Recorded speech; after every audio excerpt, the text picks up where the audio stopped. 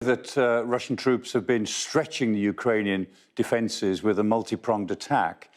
The British Ministry of Defence Information in the MOD have produced some estimates of where they think the forces are, and they confirm more or less what we've been saying, that forces in Crimea have moved north and eastwards, that forces from Belarus have moved towards Kyiv and are in the north of Kyiv, but forces up in the northwest have not done as well and seem to have been held, particularly at a place like Chernihiv. It doesn't appear that they've got through that very easily, and so some of these forces are more slow arriving in Kyiv than they expected to be. Let's just have a look at what's happening in the Donbass.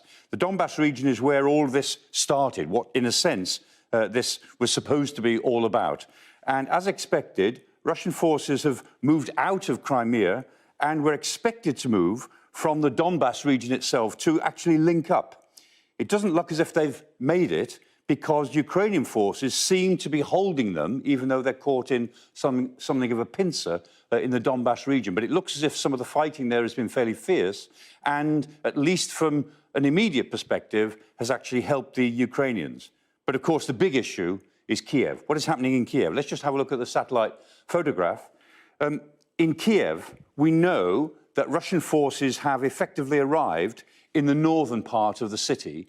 They are in the Oblon district, on the edge of it, and one would expect them to be able to move in if they wanted to. We also know that Russian forces have arrived in the west of the city.